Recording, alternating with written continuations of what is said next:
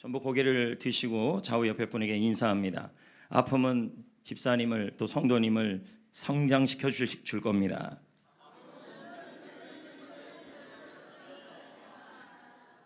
하나님은 불평 없이 살아보기를 하는 여러분들을 축복하여 주실 겁니다. 또 평생 감사하는 여러분들을 행복하게 하여 주실 겁니다. 우리는 예배를 드리러 온 줄 믿습니다. 위안을 얻거나 위로받기만 위해서 온 것이 아닌 것입니다. 예배를 가만히 앉아서 듣기 위해서 온 것이 아닙니다.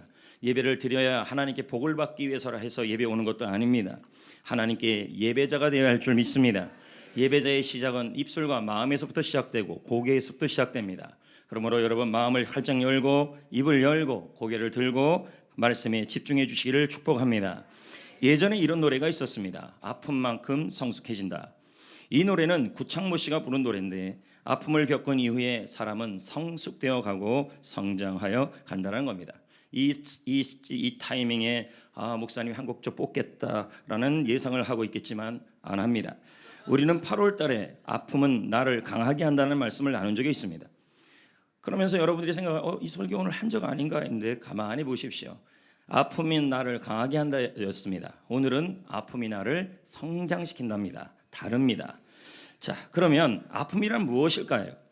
자, 그래서 아픔에 대한 시리즈를 지금 한 번 더 하는 것입니다. 아픔은 육체적으로 괴로운 상태, 그러니까 몸이 힘든 상태, 그걸 아픔이다. 또는 아픔은 정신적으로 고통스러운 상태, 이것을 우리는 아픔이라고 표현하고 있습니다. 오늘 본문 말씀을 보면 아픔은 나를 성장시킨다라는 것을 보여주는 말씀입니다. 오늘 말씀의 내용은 이렇습니다. 예수님께서 자신이 십자가의 죽음으로 자신이 장차 부활하여 많은 열매를 맺을 것이라는 말씀이 오늘 본문 말씀이에요. 그러나 이것을 예수님 부분만 보는 것이 아니라 여러 책들 또 해석학 책들을 살펴보면 이것은 예수님만 의미하는 것이 아니라 하나님의 자녀도 의미한다.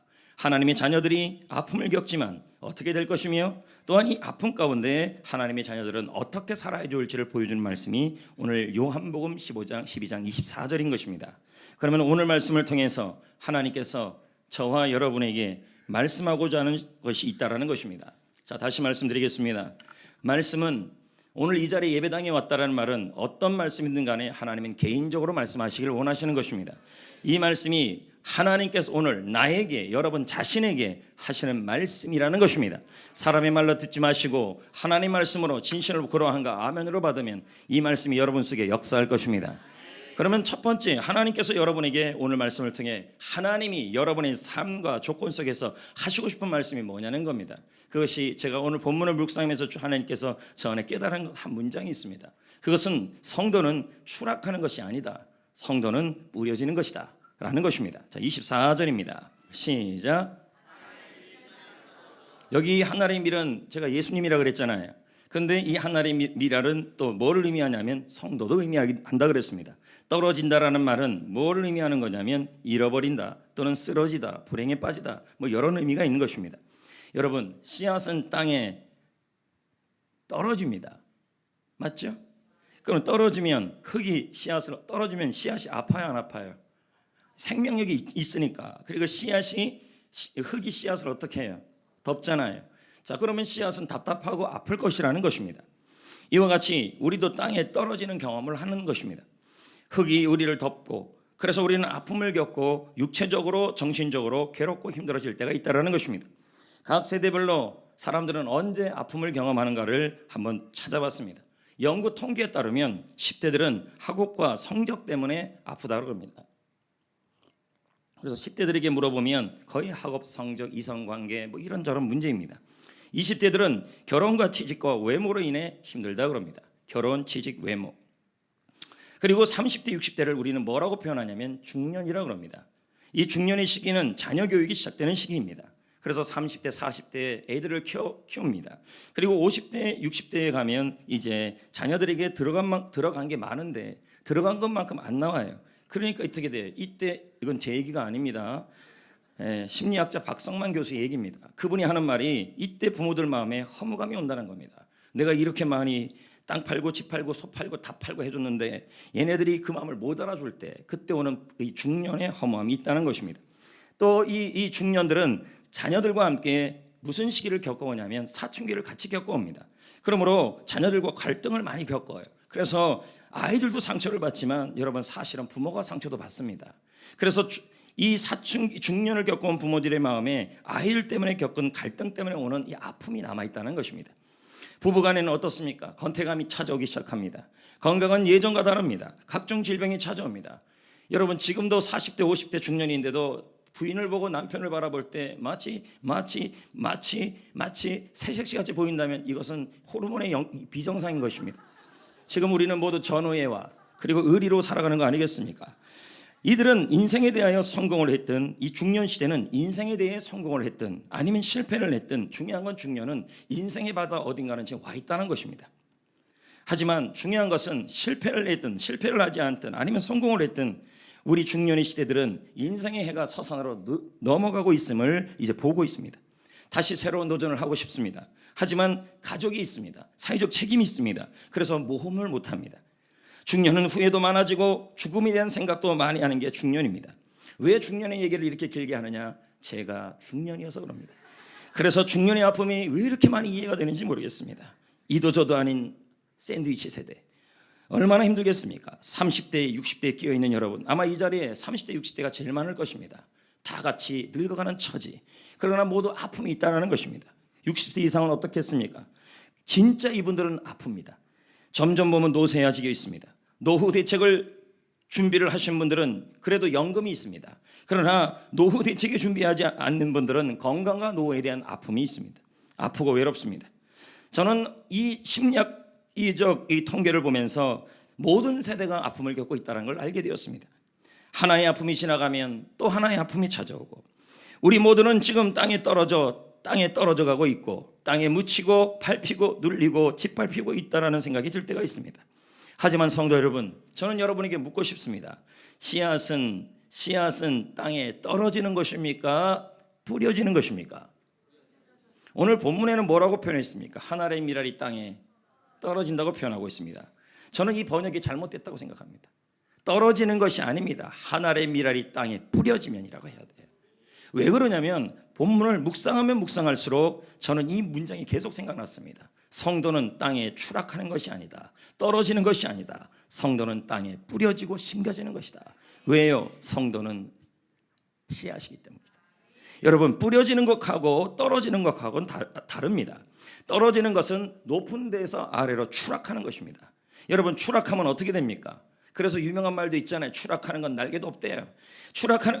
웃기라고 하는 겁니다. 일부에는 이런 유머 나오지도 않았습니다. 여러분 추락하는 것은 더 이상 희망이 없는 상태가 된다는 말입니다. 산산이 깨지는 것입니다. 뿌려지는 건 뭐 하는 것입니까? 심겨지는 것입니다. 여러분 이것은 뿌려진다는 말, 심겨진다는 말은 뭐에 쓰는 단어냐면 씨앗에게만 쓰는 단어입니다. 맞습니까? 안 맞습니까? 여러분 우리는 그러면 뭡니까? 씨앗입니다. 밀알입니다. 자 오늘 본문에 한 알의 밀알이라고 설명 나와 있잖아요. 예수님이 한 알의 밀알이었고 성도도 한 알의 밀알이었습니다. 그러므로 성도는 떨어지는 것이 아닙니다. 추락하는 것이 아닙니다. 성도는 뿌려지는 것입니다. 심겨지는 것입니다. 창세기 22장 17절은 이렇게 말씀합니다. 자, 다 같이 고개를 들고요. 읽겠습니다. 시작. 내 씨가 이 씨가 뭡니까? 바로 아브라함의 후손입니다. 아브라함에게 하는 말씀이에요. 너의 후손이 아브라함의 후손은 하나님의 씨앗이다. 너의 씨앗이다. 이렇게 표현합니다. 그럼 저와 여러분은 뭡니까? 갈라디아서 3장 말씀에 보면 우리는 영적 아브라함의 후손이라고 나옵니다. 그래서 아브라함의 기업을 유업으로 받을 자라고 말합니다. 어떻게 해요? 믿음으로 말미암아. 그러므로 여러분 우리는 아브라함의 자손 아닙니까? 그러므로 성도는 뭐예요? 하나님의 씨앗이 되는 것입니다. 그래서 성도는 떨어지는 것이 아닙니다. 성도는 추락하는 것이 아닙니다. 성도는 뿌려지는 것입니다. 성도는 심겨지는 것입니다. 물론 땅에 떨어지면 아픕니다. 그리고 괴로울 수 있습니다. 실패할 수 있습니다. 하지만 성도는 그 아픔 때문에 오히려 성장합니다. 그 아픔 때문에 오히려 열매 맺을 것입니다.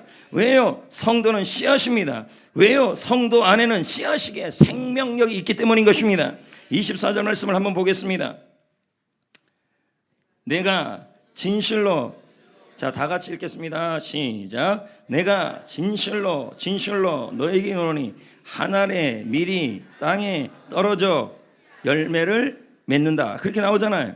여러분 성도는 여기서 보면 성도는 씨앗이라 그랬잖아요. 씨앗에게는 뭐가 있어요? 생명력이 있는 거예요. 생명력이 있다는 말은 뭘까요? 싹을 피우고 꽃을 피우고 열매 맺는 힘을 생명력이라 그래요. 맞잖아요. 그럼 저와 여러분은 뭡니까? 씨앗입니다. 하나님의 씨앗입니다. 그러므로 우리 안에는 뭐가 있는 거예요? 생명력입니다. 여러분, 씨앗을 떨어뜨린다는 단어 안 씁니다. 씨앗이 추락한다는 단어 안 씁니다. 씨앗은 뿌려집니다. 씨앗은 심겨집니다. 아플 수는 있어요. 답답할 수는 있어요. 밟힐 수는 있어요. 그러나 우리는 뿌려지는 거예요. 우리는 추락하는 게 아니에요. 할렐루야. 우리는 떨어지는 게 아니에요. 그럼 우리는 뭐 하는 거예요? 우리는 심겨지는 거예요. 왜요? 우리는 하나님의 씨앗이기 때문이에요. 그래서 저와 여러분 안에는 뭐가 있어요? 씨앗이기에 생명력이 있는 거예요. 그래서 동서고금을 막론해서 생명력이 있고 생명이 있는 것에 하나요. 모두 표현하는 것은 뭐냐면 뿌려진다는 단어를 써요. 그럼 생명이 없는 건요, 추락한다고 써요. 이거 생명 있어요, 없어요? 이거 떨어뜨리면요, 이걸 뭐라고 해요? 심겨진다 그래요? 뿌려진다 그래요? 무거워요. 뭐라고 표현해요? 떨어진다, 추락한다고 표현해요. 맞잖아요. 이거 생명 있어요, 없어요? 씨앗을 찾을 수가 없네. 어떻든요? 그러므로 여러분, 이 생명력이 우리는 하나님의 씨앗이에요. 그러므로 우리 안에는 생명력이 있어요. 이 생명력이 누구의 생명력인데요? 바로 예수님의 생명력이에요. 그러므로 우리 안에는 예수님의 생명력이 저와 여러분 안에 이미 있는 줄 믿습니다. 언제 이게 있으나요? 예수님을 믿을 때예요. 요한일서 5장 12절은 말씀합니다. 뭐라고 말씀해요? 아들이 누군데요? 예수님이에요. 아들이 있는 자는 누구예요? 바로 예수 그리스도를 믿은 사람이에요. 바로 저와 여러분이에요. 그러므로 예수님이 우리 안에 있잖아요. 예수를 믿음으로 예수님이 내 안에 들어오시잖아요. 그러면 우리 안에 모두 있는 거예요. 예수님이 계시고 예수님이 가지고 있는 예수님의 생명력도 있는 거예요. 그러므로 우리 안에는 예수님의 생명력이 있기 때문에 그 생명력을 우리는 뭐라고 얘기해요? 에베소 1장 20절은 이렇게 말씀해요. 자, 읽습니다. 시작.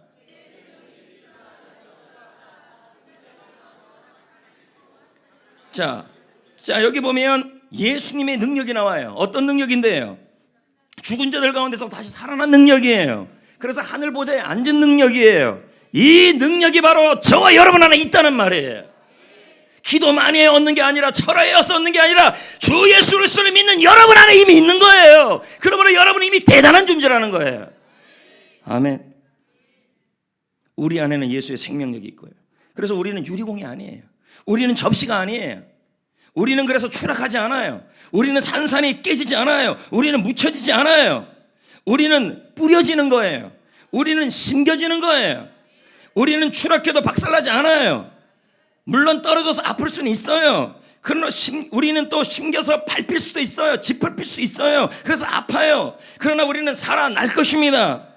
자, 크게 하세요. 우리는 한 20명 아멘 안 하고 있어요. 이게 벌써 딱 감이 와요. 우리는 제가 지난주에 얘기했죠. 입술이, 이 입버릇이 여기 영향 준다 그랬죠. 그리고 여기 다 영향 준다 그랬죠. 그게 현실된다 그랬죠. 그 예배 시간에 입 다물어서는 절대 은혜 못 받아요. 다시. 그러니까 우리가 전체적으로 입을 열어야 하는 것입니다. 다시 한번 선포하겠습니다. 우리는 살아날 것입니다. 우리는 일어날 것입니다. 우리는 잘할 것입니다. 우리는 성장할 것입니다. 그래서 많은 열매를 맺게 될 것입니다. 왜요? 우리 안에는 예수님의 능력이 있기 때문입니다. 우리는 하나님의 씨앗이기 때문입니다. 우리 안에는 회복력이 있습니다. 이것을 김주환 교수는 뭐라고 표현합니까? 회복 탄력성이라고 표현합니다. 회복 탄력성이 뭔데요? 인생의 역경을 얼마든지 이겨낼 수 있는 잠재력이라고 표현해요. 김주환 교수는 이걸 잠재력으로 표현하지만 저는 여러분에게 잠재력으로 표현하지 않아요. 그럼 뭐라고 얘기해요? 바로 예수님의 능력이라고 표현해요. 우리 안에 그 능력이 있습니다. 그래서 김주환 교수는 이런 말을 해요. 위인은 역경에도 불구하고 위인이 된 게 아니다. 그럼 뭐냐? 역경 덕분에 위대한 업적을 남겼다. 아픔 때문에. 아픔이 그들을 성장시켰다는 말입니다. 자, 24절을 계속 보겠습니다. 내가 진실로 진실로 너희에게 이르노니 하늘의 밀이 땅에 떨어져 많은 열매를. 자, 하늘의 밀알이 아파요. 아프면, 뿌려지면, 그리고 심겨지면 결국 그 아픔 때문에 어떻게 된다는 거예요? 많은 성장한다는 얘기죠. 열매란 뭘까요? 땅의 열매, 이익, 성과, 결과를 의미합니다. 네. 씨앗은 땅에 떨어져야 발화 과정을 거치고 껍질이 벗겨집니다. 새로운 성장을 하고 마침내 꽃을 피우고 열매를 맺습니다. 씨앗은 아픔 때문에 많은 열매를 맺게 된 거예요. 씨앗은 밟혔기 때문에 많은 결과를 얻게 된 것입니다. 이와 같이 성도 여러분, 저와 여러분 우리 모두는 바로 하나님의 씨앗입니다. 아멘. 우리 안에는 예수님의 생명력이 있습니다. 그러므로 우리는 갖은 시련으로 떨어져도 살아날 것입니다. 병마로 박살나도 우리는 잘할 것입니다. 불경기로 일자리를 잃어버려 모든 것이 산산이 무너져도 우리는 성장하여 갈 것입니다. 그 아픔 때문에 오히려 우리는 풍성한 열매를 맺고 더 나은 모습으로 바뀔 것이고 예전보다 더 많은 것을 채워질 것입니다. 왜요? 내 안에 있는 예수님의 능력이 그렇게 할 것입니다. 그래서 아픔이 오히려 우리를 강하게 합니다. 여러분, 고무공은 떨어지면 튀어오르잖아요. 왜요? 공 안에 뭐가 있기 때문이에요? 탄성이 있기 때문에, 탄력이 있기 때문이에요. 맞잖아요. 그리고요, 유리공은요, 떨어지면 어떻게 돼요? 깨져요. 왜 그렇습니까? 탄성이 없기 때문입니다. 통계에 보면요, 김정한 교수의 책에 보면, 통계에 보면 대부분의 사람들, 성도도 다 포함합니다. 고무공보다 유리공이 더 많다는 거예요. 오늘 이 자리에 많은 성도들이 앉아 계십니다. 저는 성도들을 유심히 봅니다. 어떤 성도들은 아픔을 겪는데 살아나는 성도가 있고, 더욱더 성장하는 성도가 있고, 어떤 성도는 아픔을 겪는데 내 안에 예수님의 능력이 있고, 그리고 내가 하나님의 씨앗임에도 불구하고 회복이 안 되는 성도들도 있더라는 것입니다. 그것이 무엇일까? 왜 그런 일이 일어날까요? 자, 이건 잠깐 살펴보겠습니다. 지난번에도 저는 욥을 한번 얘기한 적이 있습니다. 욥은 사업에 실패했습니다. 건강을 잃어버렸습니다. 가족을 모조리 잃었습니다. 그리고 하나님도 그를 잊은 것 같습니다. 욥은 말 그대로 산산조각이 났습니다. 오직 힘들었으면 그의 아내는 입에 담지 못할 말을 그의 남편에게 합니다. 여보, 하나님을 그냥 저주하고 그냥 죽으세요. 하지만 욥은 자신의 아픔 때문에 추락하지 않습니다. 박살나지 않습니다. 다시 일어납니다. 처음보다 2배나 더 많은 은혜를 받습니다. 가축도 기쁨도 평안도 치유도 승리도 모든 것이 2배로 불어납니다. 아픔이 그를 성장시킨 것입니다. 그래서 조엘 오스틴 목사님은 말합니다. 자, 다 같이 한번 읽어볼까요? 하나님은 아무런 목적 없이 우리에게 아픔을 허락하지 않는다. 고난이 올 때마다 그 고난을 우리를 무너뜨리러 찾아오는 것이 아니다. 아픔은 오히려 우리를 성장시키고 단련시키는 유익한 도구가 된다. 우리는 전능하신 하나님의 생명을 품은 씨앗이다. 하나님은 우리 안에 회복의 씨앗을 심겨두었다. 여러분은 하나님의 씨앗입니다. 여러분 안에는 회복의 생명이 있습니다. 바로 예수의 생명인 줄 믿습니다. 여러분은 뿌려지는 것입니다. 추락하지 않습니다. 아픔을 겪었습니까? 힘든 일을 겪고 있습니까? 떨어지고 있습니까? 다시 정리합시다. 여러분은 떨어지는 것이 아닙니다. 여러분은 무너지는 것이 아닙니다. 여러분은 추락하는 것이 아닙니다. 그 아픔을 위하여 산산이 부셔지는 일이 일어난다 할지라도 여러분은 뿌려지는 것입니다. 여러분은 심겨지는 것입니다. 왜요? 여러분은 하나님의 씨앗이기 때문이고 여러분 안에는 예수의 생명력이 있기 때문인 것입니다. 여러분, 포도 중에서 제일 맛있는 포도가 어느 나라 포도인지 아십니까? 대한민국이라 그러겠죠? 아닙니다. 프랑스산이라 그럽니다. 프랑스산 포도와 포도주는 세계에서 가장 유명한 명품이라 그럽니다. 그 이유가 뭐냐? 포도나무를 심을 때 일부러 좋은 땅에 안 심는다는 겁니다. 척박한 땅에 심는다는 거예요. 아픈 땅에, 아프게 하는 땅에 심는다는 것입니다. 토질이 좋은 땅에다가 포도나무를 심으면 쉽게 자란답니다. 그리고 그런데 뿌리를 깊게 내리지 못해요. 그러니까 땅의 표면에 오염된 물을 흡수하고 거름을 흡수합니다. 그래서 품질 좋은 품질이 떨어진다고 합니다. 하지만 척박한 땅에 포도나무를 심으면 깊이 뿌리를 내리기 위해서 힘을 쓰고 아프고 고통스럽지만 그 모든 과정을 통과하고 나서 이 포도는 나중에 더 좋은 양질의 포도가 된다는 것입니다. 이것은 뭘 의미하는 것입니까? 아픔이 성장시킨다는 말이에요. 여러분, 한국에 있는 명품 소나무들은 다 일반적으로 나무 전문가들이 말하기를 다 뭐라 그러냐면 토양이 거칠고 가장 좋지 않은 환경에서 자란 소나무라 그럽니다. 살아남기 어려운 곳에서 자란 나무가 명품이 된다는 것입니다. 이와 마찬가지입니다. 지금 여러분의 상황이 아픔입니까? 척박합니까? 고통스럽습니까? 힘듭니까? 감당하기 어렵습니까? 여러분, 그 환경 때문에 여러분은 무너지지 않아요. 깨지지 않아요. 망하지 않아요. 추락하지 않아요. 여러분은 하나님의 씨앗이기 때문인 것입니다. 아멘. 그리고 여러분 안에는 예수님의 생명력이 있습니다. 죽음에서 살아난 예수님의 능력이 바로 여러분 안에 있는 것입니다. 여러분은 대단한 사람들입니다. 아멘. 그래서 그 아픔이 있어도 그 아픔 때문에 우리는 오히려 성장할 것입니다. 이기원 목사도 말합니다. 자, 읽어볼까요? 이기원 목사의 말을. 시작.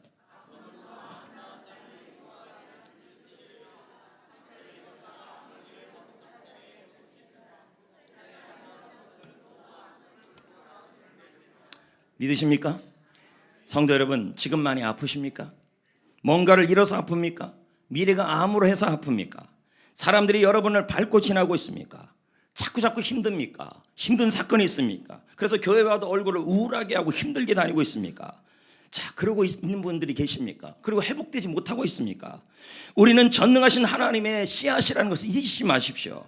우리 안에는 예수의 생명력이 있습니다. 이 생명력이 어떤 능력인데요? 죽음을 이기신 능력이고 하늘 보좌에 앉으신 그 능력입니다. 그 능력이 바로 여러분 안에 있는 것입니다. 물론 우리가 아픔을 겪을 때 땅을 추락하는 느낌일 것입니다. 땅에 묻히는 느낌이 들 수도 있는 것입니다. 하지만 우리는 추락하는 것이 아닙니다. 떨어지는 것이 아닙니다. 우리는 뿌려지는 것입니다. 우리는 심겨지는 것입니다. 그러므로 우리는 아픔을 뚫고 힘듦을 뚫고 고통을 뚫고 척박한 환경을 뚫고 다시 일어날 것입니다. 회복될 것입니다. 회복되는 정도가 아니라 더 성숙해질 것입니다.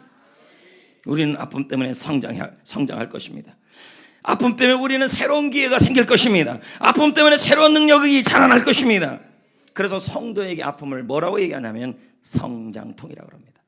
그럼 불신자들에게는요, 불신자는 내 안에 하나님의 생명의 씨앗이 아니기에 성장통이 아닙니다. 그럼 성장통은 뭔데요? 3세에서 12세까지 아이가 성장할 때 생기는 통증이에요. 종아리가 아파요. 그리고 허벅지가 아파요. 정갱이가 아파요. 정강이가 아파요. 근데 이 아픔이 이 아이를 성장시켜가는 그 과정이라는 것입니다.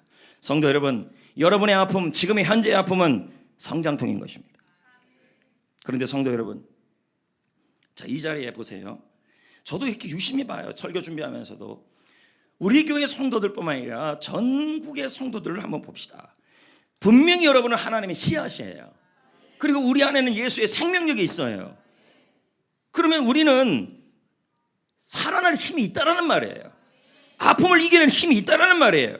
근데 제가 유심히 보면 어떤 성도들은 그 아픔 때문에 성장해가고 새로운 능력으로 자라가고 오히려 2배, 3배로 살아나는 모습이 있는 성도가 있는 반면에 어떤 성도들은 거꾸로 돼서 아픔을 겪었는데 지금까지 못 일어나는 성도들도 있을 수 있다는 거예요. 분명히 하나님의 씨앗인데, 분명히 하나 예수의 능력이 있는데 왜 이런 차이가 나타나는 거죠? 제가 지난주에 이제 어떤 목사님들하고 왔다 갔다 하면서 얘기를 들었는데 수원의 어느 교회, 제법 규모가 있는 교회 목사님이 부임을 했습니다. 들은 얘기예요. 부임을 했는데 교회 안에 좀 성도들이 힘들게 했는지 또 재정 그리고 뭐 여러 가지 사건이 좀 있었는 것 같아요. 근데 그 목사님이 분명히 그 목사님도 하나님의 씨앗이잖아요. 왜 대답을 안 하실까요? 그리고 이 안에 예수의 생명력이 있잖아요. 그럼 이겨내야 될 거 아니에요. 못 이겨낸 거예요. 어떻게 했냐 그랬더니 그냥 기도에 들어가 버렸어요. 주일 강단 다 비워버리고. 목사님도 이래요. 목사님도. 그럼 우리 성도들은요? 지금 이게 아무렇지도 않게 아주 근엄하고 아주 아름답게 막 이러고 앉아 계시는데 나는 유심히 봐요, 여러분을요. 어떤 성도는 아픔을 겪는데 성장하는 성도가 있고 어떤 성도는 아픔을 겪는데 못 일어나는 성도가 있다는 거죠. 조건이 하나 있어요. 그게 뭔지 아십니까? 아무리 아픈 일이 있어도요, 끝까지 포기하면 안 돼요. 자, 볼까요? 24절 한번 봐요. 내가 진실로 너희에게 이르노니 한 알의 밀이 땅에 떨어져 뭐 해야 돼요? 죽어야 뭐죠? 결국 죽어야 성장해요. 아픔이 있을 때 죽으면 뭐가 일어나요? 열매를 맺어요. 근데 여러분, 안 죽으니까 어떤 일이 일어나는 거예요? 열매가 안 맺히고 성장이 안 되는 거죠. 나 혼자 세상 다 아판다고 하면서 얼굴에 힘든 거 다 일색하고 지내고 누가 뭐라 그러면 나한테만 그러지 말아요. 성대모사 잘했나요? 나한테 그만 부탁하세요. 뭐 이런 식으로만 얘기한다면 이건 성장이 안 된다는 거죠. 그럼 한번 봅시다. 죽는다는 단어가 뭐예요? 죽음에 직면하다는 뜻이에요. 그러면 씨앗이 땅에 뿌려지고 땅 속에 심기잖아요. 그럼 씨앗 입장에서는 죽음에 직면한 거예요. 그래요, 안 그래요? 그렇지만 이때 씨앗이 어떻게 해요? 죽음에 직면하는 고통을 겪었지만 이때 씨앗이 살아나려고 해요. 생명력을 발휘해요. 그래서 이것은 진짜 씨앗이 죽는 게 아니에요. 뭡니까? 씨앗이 죽음을 직면하는 아픔을 경험해도 생명력을 드러낸다는 말이에요. 결국 이 말은 끝까지 포기하지 않는다는 말이에요. 그래서 지그지글러가 이런 말을 하잖아요. 포기하기 전까지는 진 것이 아니다. 포기하지 않는 한 당신은 실패하지 않는다. 그런 말 하잖아요. 성도 여러분, 자 보세요. 저를 보세요. 아픔을 만나도 추락하는 것이 아니라는 것을 믿으셔야 돼요. 먼저 이 생각부터 바꾸시면 안 돼. 이걸 긍정적 생각이에요. 또 한 가지는 아픔을 겪어도 내 안에는 예수님의 생명력이 있음을 믿으셔야 돼요. 또 한 가지는 나는 하나님의 씨앗이라는 사실을 믿어야 돼요. 근데 우리는 자꾸 뭐라고 생각하냐면 기도 많이 하고 철학 얘기 많이 해야만 내가 하나님의 씨앗이 되는 줄 알아요. 아니에요. 우리는 하나님의 씨앗이에요. 예수를 믿음으로 말미암아 하나님의 자녀가 되었기 때문이에요. 그래서 끝까지 뭐 하면 안 돼요. 하나님의 씨앗임을 믿고 포기하지 않는 믿음을 갖고 훈련해야 돼요. 그래야 성장해요. 여러분, 제가 묻고 싶어요. 끝까지 포기하지 않는 힘을 얻고 싶어요? 그러면 어떻게 해요?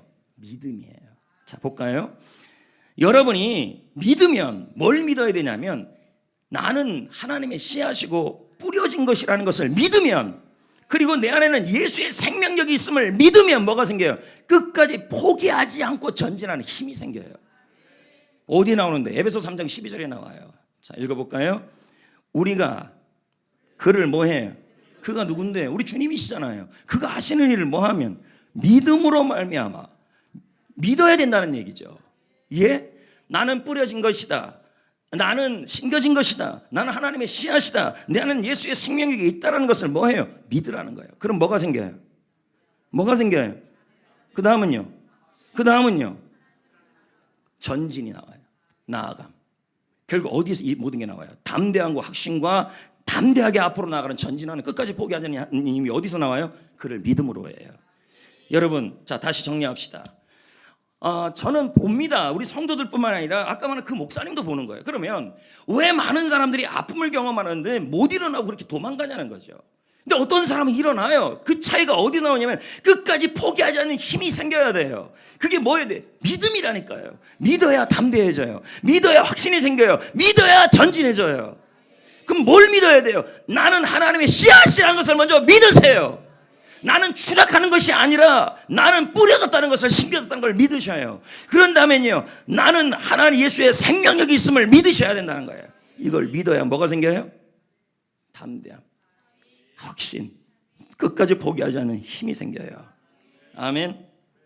근데 문제는 이렇게 믿고 끝까지 포기하지 않는 이 훈련을 반복하셔야 돼요. 한 번 하고 말면 안 되고 계속 반복해야 돼요. 왜 그러냐면 반복이 습관이 되고 습관이 운명이 돼요. 다시 정리해요. 어떤 분은 한 번은 믿고 한 번은 포기하지 않는데, 제가 말하는 건 그게 아니에요. 예수님이 내가 하나님의 씨앗이고 예수님의 생명력이 있고 나는 뿌렸다는 것을 믿되, 이걸 어떻게 믿고 끝까지 포기하지 않고 전진하는 것을 계속 반복하라는 말이에요. 그럼 뭐가 돼요? 습관이 되고 운명이 되고 힘이 생긴다니까요. 그래서 아리스토텔레스가 말하잖아요. 사람은 반복적으로 행하는 것에 따라 그 사람이 어떤 사람인지를 판명되는 존재이다.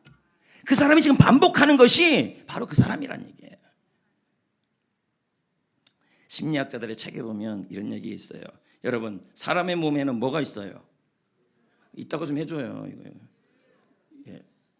사람의 몸에는 뭐가 있어요?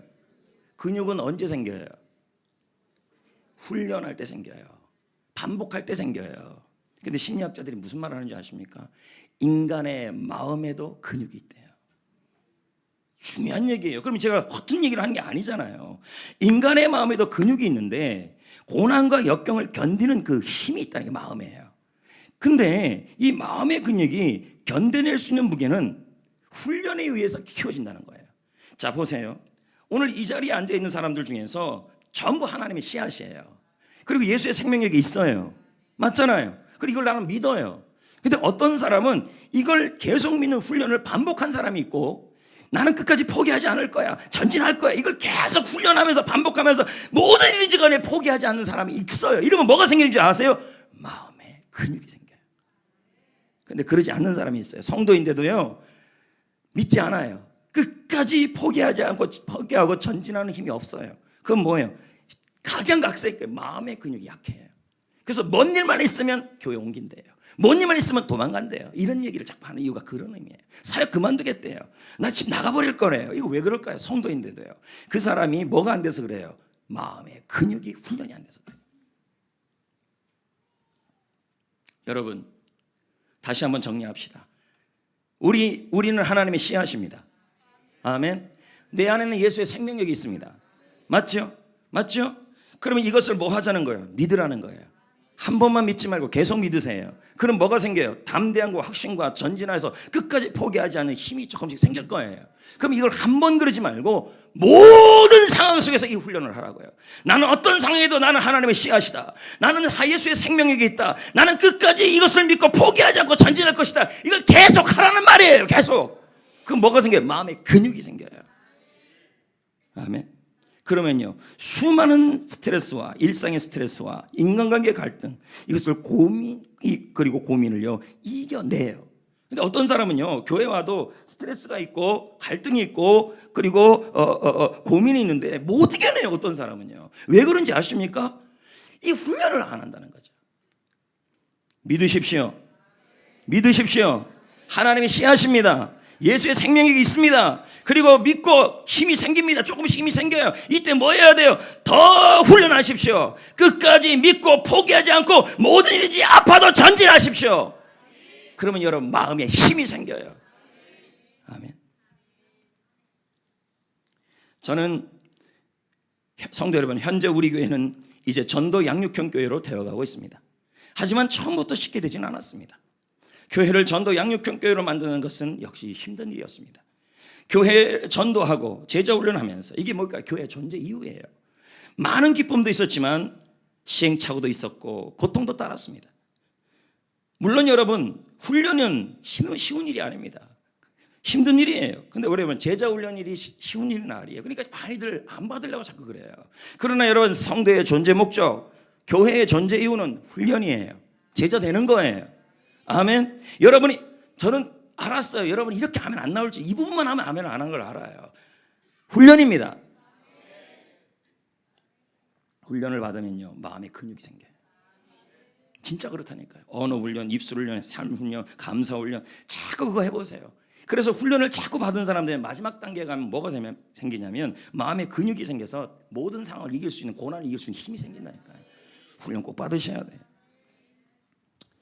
처음부터 저는 전도와 양육에 대한 시스템을 갖고 시작하지 못했습니다. 왜냐하면 어디에서나 전도 양육 시스템을 배우지 못했기 때문인 것입니다. 그러나 저와 우리 성도들은 모두 저와 함께 비전을 공유해 주셨습니다. 그래서 심겨지는 것이다, 추락하는 것이 아니다, 뿌려지는 것이다, 내 안에 예수의 생명력이 있다, 이걸 우린 다 믿었습니다. 같이 저와 함께 믿었잖아요. 그리고 끝까지 어떻게 했습니까? 포기하지 않고 전진한 성도들이 많아요. 그때 우리 교회 안에 뭐가 생겨요? 마음의 힘이 생기는 거예요. 신앙의 힘이 생기는 거예요. 마음의 근육이 생기는 거예요. 교회의 근육이 생기는 거예요. 그리고 교회는 점점 어떻게 됩니까? 전도 양육형 시스템을 이제는 갖추게 되었고 또 배우게 되었고 성장하게 되었던 것입니다. 여러분, 이 모든 과정에서 저희들이 모든 걸 포기하지 않고 해왔기 때문에 교회가 성숙해 간 것입니다. 이번 지난주 한 주 동안 왔다 갔다 하면서 참 목사님들에게 많은 얘기를 들었어요. 근데 무슨 얘기를 하냐면 수원노예나 어디 노예나 보면 이 규모 있는 교회들이 다 어려움을 지금 겪고 있다는 거예요. 다 고통, 어려움, 교통. 그래서 한 목사님이 이런 말을 해요. 큰 교회가 좋은 교회가 아니다. 작은 교회가 나쁜 교회가 아니다. 목회자와 성도가 하나가 되어서 한 마음으로 공유되어 건강하게 갈 수 있는, 목사님이 마음 편하게 목회할 수 있는 곳, 성도들이 마음 좋고 신앙생활할 수 있는 그 교회가 좋은 교회다. 이렇게 얘기하더라는 거예요. 요즘도 우리 많은 교회들이 우리 교회를 탐방하고 있습니다. 그러면서 그 교회 얘기 들어보면 어떤 교회는 교회 건축 때문에 빚을 너무 많이 져서 좀 이따가 보여주세요. 빚을 많이 져가지고 지금 빚 때문에 그 이자 갚느라고 왔다 갔다 하고. 여러분, 저축 없이 교회를 짓는 것은 진짜 위험한 일입니다. 우리 교회는 나중에 때가 되면 교회를 좀 증축할 수는 있겠죠. 그러나 왜 목사님이 여기다 건축공금 봉투를 집어넣느냐, 다른 이유가 있는 게 아니라 좀 지금부터 미리미리 좀 해서, 우리 지금 식당도 부족하잖아요. 그렇죠? 그리고 저 삼천 꼭대기 옥상에다가 저희들이 또 뭐 같은 거 하나 또 해야 되고, 그리고 앞으로 성도 수가 더 많이 늘어나면 이쪽 다 수용이 안 되니까 이거하고 아토라고 이혼 방송이 안 되면 불가능한 상황이에요. 그래서 우리가 미리미리 좀 건축 헌금을 해서 좀 하자는 의미가 들어있는 거예요. 자, 이해되시겠어요? 빚내고는 교회 안 지을 겁니다. 저는요, 절대로 안 지을 겁니다. 간절한 마음으로 목회의 돌파구를 찾는 심정으로 많은 교회들이 우리 교회를 지금 탐방하고 있습니다. 이분들 역시 제가 고민했던 부분들을 괴로워하고 있습니다. 이분들은 모두 열린 모임, 해피코스, 제자훈련 자료를 달라고 합니다. 이제 좀 보여줘도 돼요. 네. 하지만 저는 아직도 이분들에게 주지 않고 있습니다. 준비된 자료가 대충 쓰일 수도 있었기 때문인 것입니다. 몇 번 주었지만 잘 사용되지 않았습니다. 뭐 새가족 공부 교재나 뭐든 좀 달라 그래서 좀 주긴 했는데 직접 핵심 내용을 저한테 듣지를 못했어요. 그러니까 어떻게 됩니까? 자료들을 너무 우습게 사용하더라는 겁니다. 너는 너무 힘들게 준비한 자료들인데. 그래서 저에게 사명이 있다면 앞으로 우리 교회가 전도 양육형 시스템을 한국 교회에 더 많이 소개하는 일이 제 할 일입니다. 올 하반기 역시 전도 양육 컨퍼런스가 전국 컨퍼런스가 또 잡혀 있습니다. 10월 달인가 기억이 안 나는데 어떻든 5번 6번 잡혀 있습니다. 하지만 전도 전가정을 소개하지 못해요. 그 시간에는요. 그럼 뭘 하는데요? 전도의 중요성, 양육의 중요성, 제자훈련의 중요성 정도를 소개하는 정도입니다. 앞으로 몇 년 후 우리 성정교회 전도 양육 정원가정을 여기서 이 성정교회에서 한국교회 목회자들을 불러다가 소개할 날이 올 겁니다. 제가 여러분에게 선포했던 말들을 처음에는 여러분들이 안 믿었습니다. 근데 다 이루어지잖아요. 분명히 소개할 날이 올 겁니다. 모든 가정에서 겪은 그 과정들을, 그래서 전도하는 거, 셀을 어떻게 바꿨고, 셀은 어떻게 하고, 해피코스는 어떻게 하고, 12주 관계전도는 어떻게 하고, 제자훈련 과정들은 어떻게 진행되는지 그 모든 것을 하나하나 핵심에 대해서 성정교회에서 다 진행해 나갈 것입니다. 그리고 잘 되는 셀은 탐방시켜서 목사님들을 탐방시켜서 일을 합니다. 이거 안 될 것 같습니까? 충분히 됩니다. 이미 엄청 알려져 있습니다. 성정교회가 됩니다.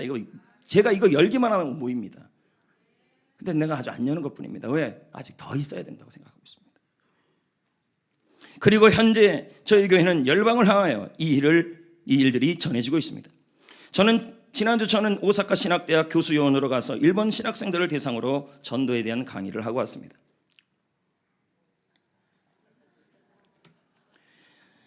솔직히 강의도 하지만 일본 관광도 좀 하고 쉬고 싶은 마음도 있었습니다. 왜? 공식적으로 제가 외국에 나가는 거 이번이 처음이기 때문입니다.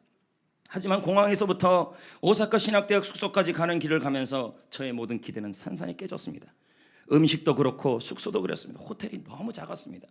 그리고 여러분, 제가 뭐 잘 먹고 온 줄 알았지만 우동이었습니다. 우동 진리입니다. 이제는요. 그때 제 마음이 바뀌어지기 시작했습니다. 내가 놀러 온 거 아니잖냐, 내가 쉬러 온 거 아니잖냐, 내가 이들을 섬기러 온 거 아니냐, 선교사의 마음으로 하자. 거기 교수님들이 이렇게 말했습니다. 한국에서 일본에 선교사를 파송하는 것보다, 한국 선교사를 파송하는 것보다 일본 사람들을 목회자로 키워서 사역하는 것이 훨씬 더 효과적이래요. 그거 맞지 않겠습니까? 현지인들을 키우는 게. 오사카 신학대학을 졸업한 분들은 일본에서 교회를 개척하고 일본 선교의 중요한 역할을 감당하고 있었습니다. 제가 들어보니까 그 교수님 중에 한 분이 고베 신학대학을 나온 분인데, 고베 신학대학이 없어졌다는 겁니다. 되게 유명한 대학이거든요. 그러니까 일본은 지금 신학교가 없어지는 형태입니다. 우리가 아는 이 목회자나 우리가 아는 신학대학이 아니에요. 요만해요, 다요. 그만큼 일본에서 목회한다는 건 쉬운 일이 아니고, 이 일본 사람들이 목회를 배우고 신학을 공부해서 목회자가 된다는 건 너무 귀한 일이에요. 너무 열악해요. 가보니까 뭐 정신대 문제도 있고 우상이 만연한 나라, 이 나라에게 무슨 복음을 전해야 됩니까? 그렇게 얘기하면 안 된다는 것입니다. 그들도 하나님께서 구원하기를 원하는 사람들이라는 거예요. 첫날 우동 한 그릇을 먹었습니다. 10,000원이었습니다. 그러면서 단무지도 안 줬습니다. 단무지면 돈 내라 그랬습니다. 그러면서 생각했습니다. 월 10,000원 우리가 선교 헌금하는데 한 달에 한 번, 10달 보면 100,000원, 우동 10그릇이네. 그러니까 10만 원이 우동 10그릇밖에 안 된다는 거죠. 그러면서 내가 많은 선교 헌금을 하는 게 아니다 생각이 들었어요. 제가 가지고 간 모든 비용, 선교비도 좀 가져갔고요. 우리 성도님들이 제가 또 외국에 나간다고 해서 개인적으로 드린 선물들이 좀 많았습니다. 그 모든 것을 제가 어떻게 썼냐면 개인적으로 쓴 게 거의 없습니다. 우동만 먹는데 뭘 쓰겠습니까? 그래서 어떻게 했냐, 그 교수님들, 스태프들, 학생들이요 거의 다 그 몇 주씩 거기 있어요. 그러니까 식사를 제대로 못 하는 거예요. 돈도 많이 들고. 그래서 일본에서 제일 비싼 걸 샀어요, 제가. 수억 들었어요. 절대 허투루 안 썼습니다.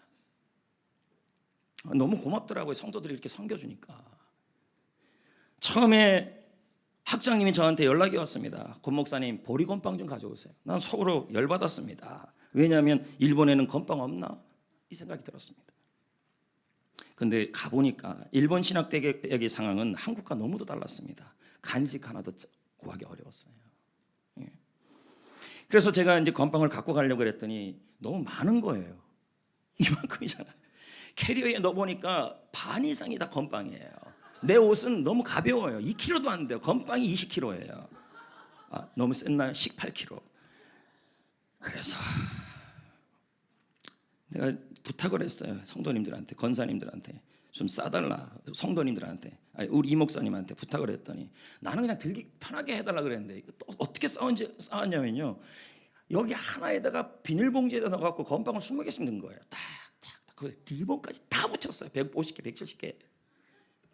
속으로 열받았습니다. 내가 이렇게까지 해라 그랬나? 근데 여러분, 이 건빵이 히트를 쳤어요. 대히트를 쳤어요. 일본 선교를 하면서 이렇게 건빵 나온 교회는 처음이라는 거예요. 리본까지 붙였다는 거예요. 그래서 이름을 붙였어요. 사랑의 건빵이라고. 와, 대단했습니다. 건빵 인기 최고 좋았습니다. 거기다가 이제 제가 여러분 보고 믹스 커피 먹지 말라 그랬죠. 근데 일본에는 믹스 커피가 귀하대요. 그것도 제가 들고 갔거든요. 별걸 다 들고 갔어요. 교수로 가가지고 강의를 시작했는데요. 제 마음에 이런 마음이 들었습니다. 우리 성종교가 107년 전에 전도부인들이, 선교사들 밑에 있는 전도부인들이 교회를 시작했잖아요. 이분들이 그런 분들이다 라는 마음으로 강의를 시작했습니다. 강의가 끝난 다음에 학생들의 평가가 이제 피드백으로 오고 교수님들이 저에게 전해주는데 너무 도전과 힘이 되었다는 거예요. 그리고 다음번에 꼭 모시고 싶은 교수님이 저래요. 저도 느꼈어요. 신기할 정도로 강의가 들어가요. 깊이, 아주 깊이 은혜롭게 들어가져요. 그 이유가 뭔가 생각해보면 하나님의 은혜고, 둘째는 우리 성도님들이 저를 위해 기도를 많이 하고 있다는 생각이 들어요. 제가 외부로 나가면 기도 좀 많이 해주세요. 네? 그곳에서는 매년 봄학기, 가을학기 2번이 있는데 내년에는 2번 다 와달라고 그럽니다. 이럴 줄 알았어요. 가지 말라는 얘기인가요? 더욱 감사한 건 우리 장로님들입니다. 제가 그날 공항으로 갈 때 난 뭉클했어요, 여러분. 장로님들이 나왔어요. 교회 여기에요. 저를 배웅을 한 거예요. 또 못 나오신 분들은 문자를 보내주시고, 정말 가슴이 막. 내가 그래서 같이 간 목사님께 물었어요. 거기는 장로님들이 배웅해줘요? 안 해준대요. 근데 더 감사한 건 우리 성도님들도 몇 분이 나와서 저를 배웅했어요. 성도들은 쑥스러워서 그냥 휙 지나갔어요. 근데 저는 마음이 이런 마음이 들었어요. 내가 우리 장로님들하고 성도님들에게 사랑받는 목회자이구나. 이 마음이 막 드는 거예요. 아멘 한 분들 다음에 다 나올 줄 믿어요. 앞으로 기대합니다. 이건 참 좋은 문화예요. 이런 거예요. 여러분, 목회자는 여러분이 키우는 거 아니겠습니까? 또 목회자는 성전교를 대표하는 거예요. 아닌가요? 그러니까 결국 여러분의 힘으로 제가 가는 겁니다. 오사카 신학대학 강의 사역에 기도해주고 또 도움 주신 많은 분들이 있습니다. 참 감사하고요. 물론 이 모든 일은 저에게 뭔가 마음이 부담이 되는 일이었고, 또 우리 교회 역시 이 일을 위해서 저를 오사카 신학대학으로 보내야 될 일들, 또 물질적으로 섬겨야 될 일들, 다 고통과 힘이 따르는 일이에요. 하지만 여러분, 이 아픔과 이 고통과 이 힘듦이 우리 교회를 성장시켰어요. 더욱더 살려냈어요. 저는 10월 26일 날 세계복음화 선교대회 특별 기도 순서를 맡았습니다. 저 갑니다. 아시아 대표로 갑니다. 잘못 얘기했나? 아프리카 대표입니다. 아프리카. 내가 왜 아프리카인지 모르겠지만 하여튼 아프리카를 위해서 갑니다. 쉬운 일이 아니죠, 다. 우리 교회는 하나님의 꿈을 위하여 계속 전진해 가고 있습니다. 셀교회 중심으로 하나님의 꿈을 이뤄갈 겁니다. 지난주에 말씀드렸지만 내년에는 단독으로 이슬람 지역의 5만 지역으로 우리 선교사를 파송할 겁니다. 부부를요. 그리고 힌두교 지역은 제가 지난번에도 말씀드렸지만 네팔 선교연구원 원장교회가 되어서 현재 섬기고 있습니다. 이 일을 위해 엘린 카페가 큰 일을 감당하고 있습니다. 그리고 여러분 계시는 커피와 빵, 좀 엘린 카페도 메뉴가 좀 많아져야 많이 팔죠. 저는 이렇게 CF 모델같이 모델료도 안 받고 이렇게 선전해주고 있는데 모델 여러분이 드시는 커피 한 방은 네팔 선교와 그 교회 신학대학과 강의실과 도서관을 지내다 쓸 것입니다. 여러분, 지난주에 제가 이 말씀을 드렸더니 얼마나 많은 분들이 그날 하루 매출이 30만 원이 넘었습니다. 주일날이에요. 그럼 오늘도 이 자판기 커피도 마찬가지예요. 오늘도요, 계속 꾸준하게 드셔야 합니다. 여러분의 한 잔이 술 한 잔이 아닙니다. 여러분의 그 커피 한 잔이, 빵 한 잔이, 빵 한 조각이 네팔의 신학교를 세웁니다. 도서관을 세웁니다. 오늘 다음 세대를 위한 태국 비전 트립도 하지만 드실 건 드시고 마실 건 마시셔야 합니다. 커피 안 먹으면 어떻게 살겠습니까? 그리고 우리 교회 안에 일회용 커피는 절대 드시는 일이 없도록 이거부터 순종하십시오. 성교를 위해 한 잔 못 참습니까? 집에 가서 드시기를 부탁드리겠습니다. 하나님께서는 우리 교회를 통해 이루실 놀라운 일을 현재 이루고 있습니다. 이 모든 일은 실패가 있어도 포기하지 않았던 여러분 덕분이고 하나님의 은혜입니다. 심리학자 나이토 요시토는 말합니다. 비록 지금 당장은 풀리지 않아도 풀릴 때는, 자, 심리학자 매주 이렇게 반복되면 안 돼요. 1부 3부는 제깍제깍 나와요. 비록 지금 당장은 풀리지 않아도 풀릴 때는 한순간에 확 풀릴 것이다. 제자리 걸음같이 답답해도, 이게 무슨 말일까요? 지금 여러분이 믿고 나는 하나님의 씨앗이다, 그리고 내 안에 예수의 생명력이 있다 믿고 포기하지 않고 계속 가도, 계속 답답해도 실망하지 않고 계속 가라. 한순간에 확 열린다. 박성만 교수도 말합니다. 가다가 쓰러져도 파다가 동이 나도 인생은 과정이다. 과정에 충실한 사람을 하나님이 돕는다. 여러분, 옛날에 영어 공부할 때 보세요. 수학 공부할 때 보세요. 아무리 공부는 하는데 실력이 안 늘어요. 근데 그게 제자리가 아니라는 게 한순간에 확 늘려버려요.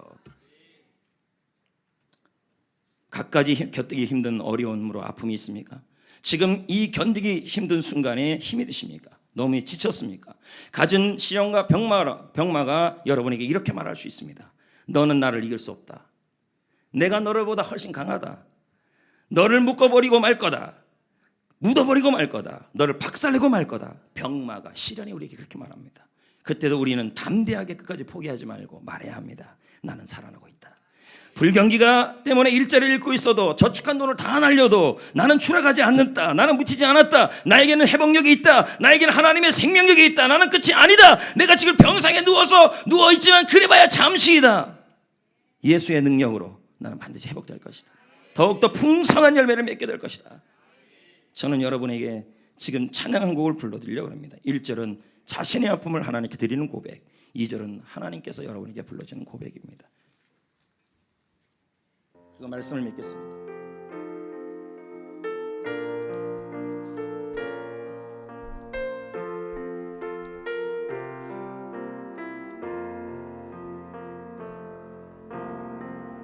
한순간도 견디기가 너무나 힘이 들어요. 한치 앞도 안 보여요. 어찌하지요 하나님. 믿음 하나 붙잡고 여기까지 왔어요. 하나님 말씀 의지하면서 기도하며 은혜로 여기까지 왔어요. 그런데 너무 지쳐요. 왜 이렇게 참아내기 힘이 드는지 몰라요. 울어봐도 안 되네요. 도와주세요 하나님. 하루하루 사는 것이 너무 힘들지 내 딸아. 지금까지 잘 견뎠다. 잘 참았다 내 딸아.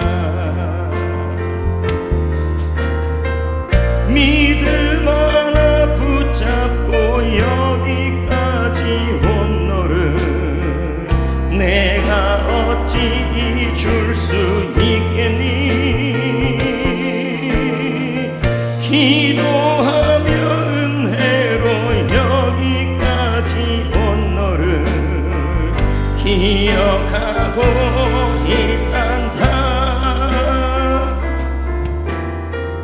조금만 더 견디거라. 참고 살아라 내 딸아.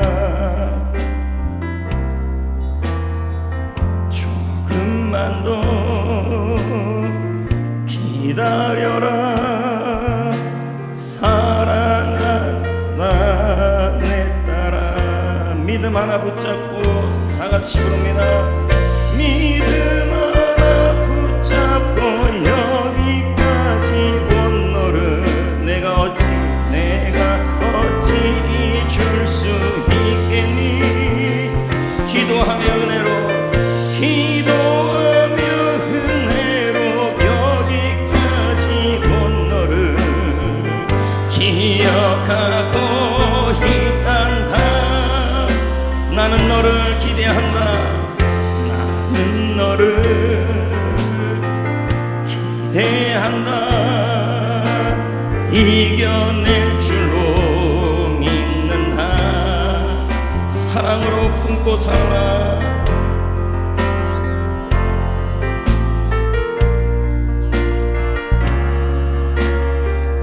내 아들아 내 딸아. 아멘. 이제 말씀을 맺겠습니다. 우리는 갖가지 이유로 인해 땅에 추락하고 있습니다. 그래서 아픔을 안고 살아갑니다. 그러나 여러분에게 도전합니다. 우리는 떨어지는 것이 아닙니다.